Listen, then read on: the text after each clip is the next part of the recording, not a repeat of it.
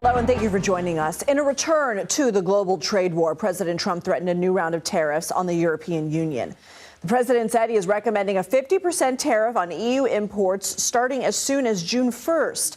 After saying negotiations with the EU are, quote, going nowhere, President Trump also said that Apple could face a 25% tariff if it does not move iPhone manufacturing to the U.S. The president warned more companies could face similar tariffs. It would be also Samsung and anybody that makes that product. Otherwise, it wouldn't be fair. So anybody that makes that product, and that'll start on, I guess, the end of June. It'll come out. I think we have that appropriately done by the end of June. The Dow, S&P 500, and NASDAQ suffered small losses, with all three down more than 2% for the week. For more, let's bring in CBS News Chief Washington correspondent Major Garrett. So, Major, the president has used these threats as bargaining chips before. On Friday, he was asked in the Oval Office, is there anything the EU can do to stave off these tariffs? And he said he's not looking for a deal. What do you make of that? So there used to be a commercial on television with a popular cell phone provider. Can you hear me now? Can you hear me now? That's what the president was doing to the European Union. Can you hear me now?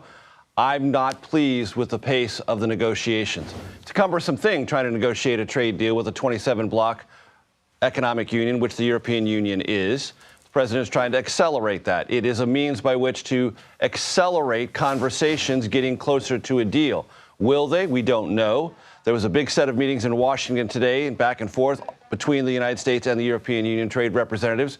We don't have a readout on that yet. But that was the backdrop for this declaration from the president. And of course, he wants a deal.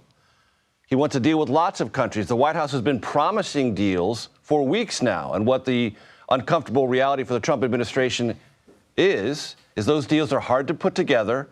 They're not going to happen in 90 days, which is when this truce in the trade war lasts for. We're halfway through that, and there's only been one deal, and it hasn't even been finalized with the United Kingdom. So the Trump administration is trying to pick up the pace for its own benefit, for the benefit of the United States economy, and to clarify trade rules globally.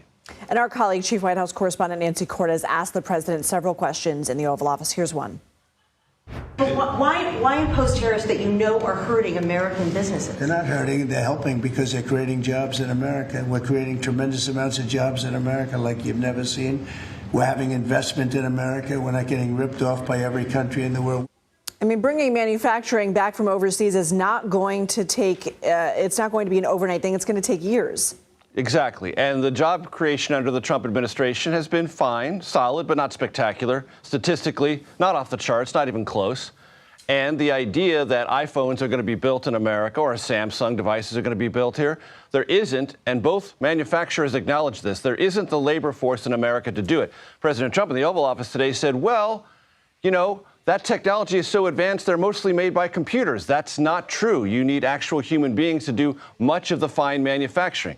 That workforce does not exist here at any price. And if it did, it would take many years, and the prices for the phones that we now enjoy in this country would be substantially higher. And it is an open question whether American consumers would be willing to pay that higher rate. Let's talk about something fun. One of my favorite things, takeout. Why are we talking about that, Major? We are talking about takeout because I, for 8 years, had a podcast that was also a streaming show on this network, The Takeout, an interview show. Well, starting Tuesday, The Takeout is going to be a 5-day-a-week political show, replacing America Decides. It will have the same hard news about politics, the same excellent political reporting for all of our CBS News colleagues. It's also going to have the sense, sensibility, informality, and relaxed conversational flow of my show, The Takeout.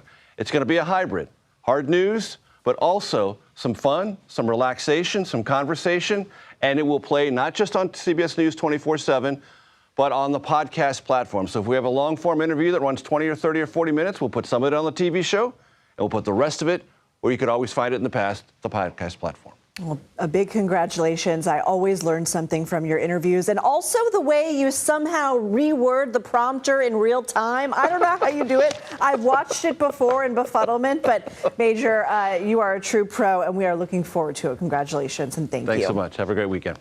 Reminder, The Takeout with Major Garrett set to premiere Tuesday at 5 p.m. Eastern, taking that podcast to 5 nights a week right here on CBS News 24/7.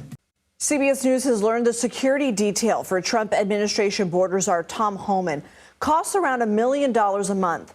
According to multiple sources within the administration, the cost of agents protecting Homan adds up to roughly $500,000, with another $500,000 covering airfare, hotel bills, and travel expenses. DHS covers the cost of his protection, which includes a security detail at his home and when he drives to work. But we've learned he sometimes travels in a 4-vehicle motorcade, more than the 2-car package cabinet members typically use. The assistant DHS secretary cited dangerous rhetoric from politicians and activists surrounding the Trump administration's immigration enforcement efforts. Tricia McLaughlin told CBS News in part, quote, "We will continue to take measures to ensure Mr. Homan and his family are safe." Homan declined to provide a comment Friday. All right, let's go into a little more detail about how these tariffs will work and impact the consumer. Joining me right now is CBS News business contributor Javier David. He's also the business editor for the Dallas Morning News. So Javier, we do have a trade deficit with Europe. So we essentially import more than we export. But would this new round of tariffs and the potential for an escalated trade war with the EU, what would it mean for consumers? Yeah, look, it means higher costs. Just to throw some numbers out, last year the U.S. ran a $236 billion trade deficit with the EU. The administration's objective is to narrow that substantially and make it make sure that the U.S. is sending more abroad than they are taking in. But look, he's been very, very adamant that there's a bunch of different things happening here. He's looking at negotiating with a bloc, as Major just said, 24 countries. It's not just one. And it's like the tanker trying to be turned around. You got to get them all on the same page.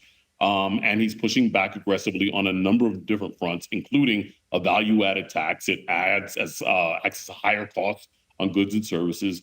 And it's, this is just a very difficult proposition. And you're not even close to, or the administration rather, is not even close to being on the same page with the European officials. U.S. Treasury Secretary Scott Bessent addressed the administration's attempt to strike new deals. Let's listen. Well, we've done the 90-day pause. As I mentioned several times, we have 18 important trading partners. So what everyone should really focus on are those. We've done a deal with the UK. My sense is over the next couple of weeks, we're going to have several large deals announced. It feels like we've been here before. This is deja vu. What new deals do you expect if it's not with the EU? Honestly, I think that the administration is at an impasse. I think one of the biggest problems here is it's become apparent that the more the negotiations take place, the more the administration seems willing to use tariffs as a club or a clutch to try and go back. If they're not happy with the way the talks are going, they automatically sort of default to tariffs. And this is one of the biggest risks, analysts think, from the negotiating perspective, that we're not ever going to really get anywhere. Like, the EU has sort of dug in its heels on what it will and will not do.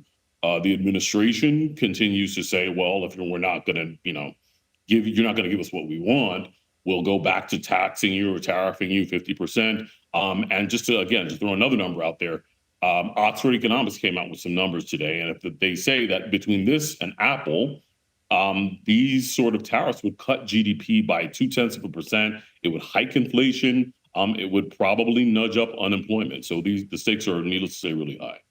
President Trump threatened Apple with an additional 25% tariff if they don't start manufacturing iPhones in the U.S. What would this mean for Apple and for customers and for these other companies? He mentioned Samsung, too. Yeah, look, Apple's a massive company. It sources a bunch of its components from all over, including the U.S. It had this strategy. It's very reliant on China, but it in recent years has tried to reduce its reliance on China. And that's because it's quite simply it's cheaper. But a U.S.-made iPhone, according to Wedbush Securities, would cost about $3,500. Now, compare that to the current retail price of about, $1,100, $1,200 that we pay for Apple. So needless to say, it would be substantially more expensive for consumers. Apple would have to find new ways to reduce its costs. And look, it's a $3 trillion market cap company. It's not necessarily starved for money, but there are real practical concerns in trying to get or source all of your supply chain and all of your manufacturing and all of your talent internally from the United States. Javier David, thank you.